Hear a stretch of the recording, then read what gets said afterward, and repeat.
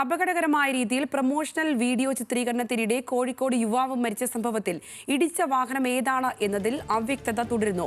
Video നിർമ്മിക്കാൻ ഉപയോഗിച്ച ആഡംബര വാഹനങ്ങളായ ഡിഫൻഡർ, ബെൻസ് വാഗൺ എന്നിവയുടെ രേഖകൾ ഹാജരാക്കാൻ MVD ആവശ്യപ്പെട്ടു.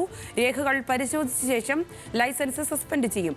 അതേസമയം അപകടത്തിൽ മരിച്ച ആൽവിന്റെ പോസ്റ്റ്മോർട്ടം ഇന്ന് നടക്കും. കൂടുതൽ വിവരങ്ങൾ കോഴിക്കോട് നിന്ന് രമ്യ ദാസ് നൽകും. രമ്യ, ഈ വാഹനം ഏത് എന്നുള്ള കാര്യത്തിൽ അവ്യക്തത എന്തുകൊണ്ടാണ്? മറ്റ് വിവരങ്ങൾ കൂടി എന്തെല്ലാം? ഇന്നലെയാണ് ഇത്തരത്തിലൊരു അപകടകരമായ രീതിയിൽ റീൽസ് ചിത്രീകരണത്തിനിടെ ഈ ആൽവിൻ മരിക്കുന്നത്.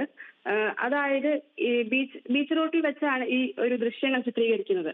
അതായത് ഈ രണ്ട് വാഹനങ്ങൾ അമിത വേഗതയിലായിരുന്നു. ഇതിൽ ഏത് വാഹനമാണ് ആൽവിനെ തട്ടിയത് എന്ന് ഇന്നും പോലീസിന് വ്യക്തമായ ഉത്തരമില്ല. ഇതിലാണ് പോലീസും ആശങ്കപ്പെടുന്നത്. ഇതുമായി ബന്ധപ്പെട്ട വീഡിയോകൾ പരിശോധിക്കും, എന്നിട്ടാണ് ഈ വിഷയവുമായി ബന്ധപ്പെട്ട് തീരുമാനമെടുക്കുമെന്നുള്ളതാണ് മോട്ടോർ വാഹന വകുപ്പ് ഉദ്യോഗസ്ഥരും അതുപോലെ തന്നെ പോലീസും നമ്മളോട് വ്യക്തമാക്കിയിട്ടുള്ളത്.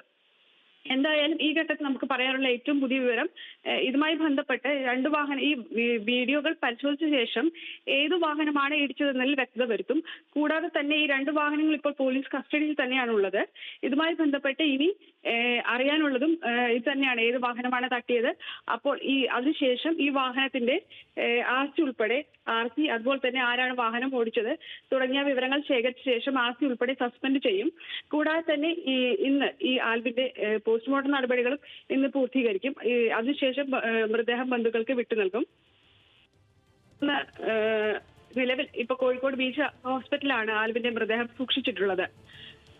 സംഗീത. ശരി രമ്യ, കോഴിക്കോട് നിന്ന് രമ്യ ദാസാണ് വിവരങ്ങൾ നൽകിയത്.